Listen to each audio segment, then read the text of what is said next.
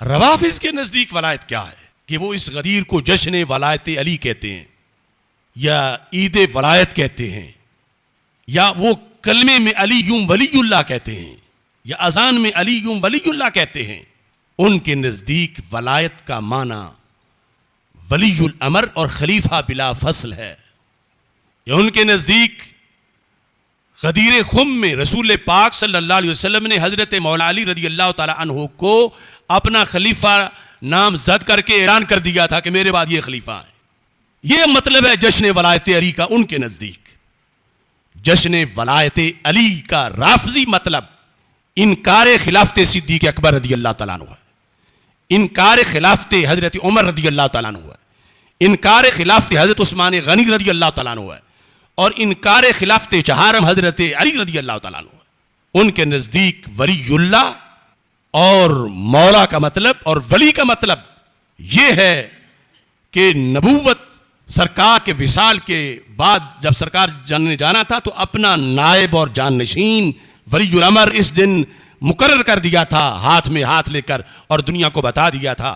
اور پھر ان کے نزدیک جب سقیفہ میں اجلاس ہوا صحابہ کرام رضی اللہ تعالیٰ عنہ کا اور حضرت صدیق اکبر رضی اللہ تعالیٰ عنہ کے ہاتھ پہ بیعت کی سب نے, تو وہ کہتے ہیں کہ یہ سقیفہ والا اجلاس غدیر خم کے فیصلے سے معاذ اللہ بغاوت تھی.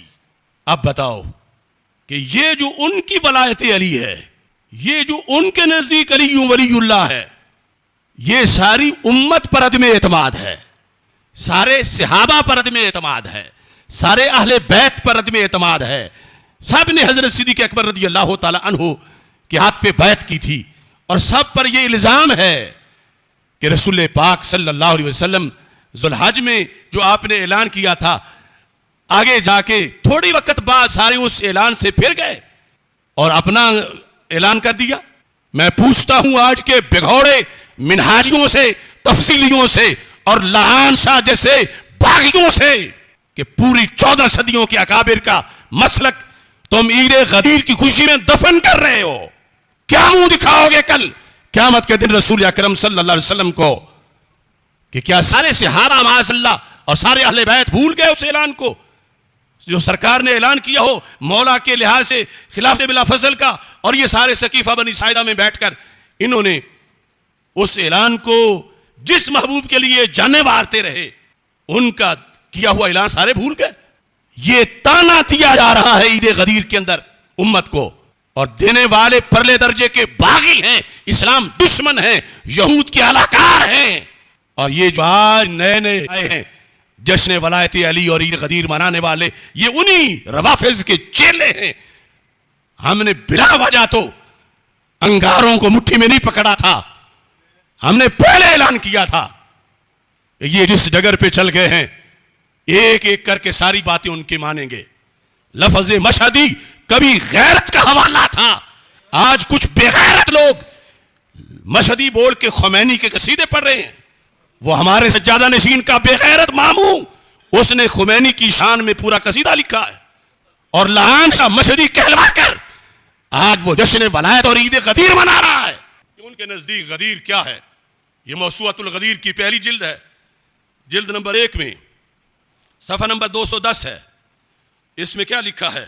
وفی الشریعۃ الاسلامیۃ ثلاثۃ اعیاد ہامہ. کہتا ہے کہ شریعت اسلامی میں 3 اہم عیدیں ہیں, عید الفطر, عید الاضحیٰ, تیسری عید الغدیر. ایک تو یہ یعنی سرکار کی دنیا میں آمد کی عید ان کے اس لسٹ میں نہیں. پھر کہتے ہیں پہلی 2 تو عام ہیں, عید الفطر اور عید الاضحیٰ. وقد ظل الاخیر عیدا یبتہج فیہ المسلمون علی امتدادات تاریخیہ و جغرافیہ.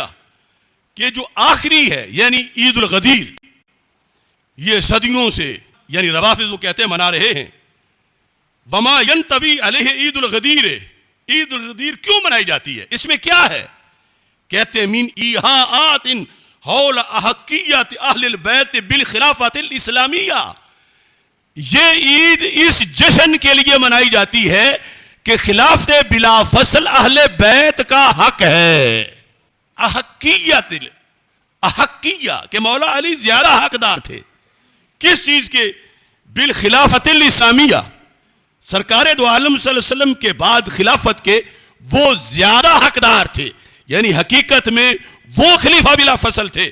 اور ساتھ اگلے صفحے پہ لکھا ہے فَإِنَّ السَّقِيفَةَ قَدْ جَاءَتْ لِتَنَاقُضِ الْغَدِيرِ، کہ جو سقیفہ بنی ساعدہ میں سیدنا صدیق اکبر رضی اللہ تعالی عنہ کے ہاتھ پر بیعت کی گئی اور سب نے ان کو خلیفہ مانا.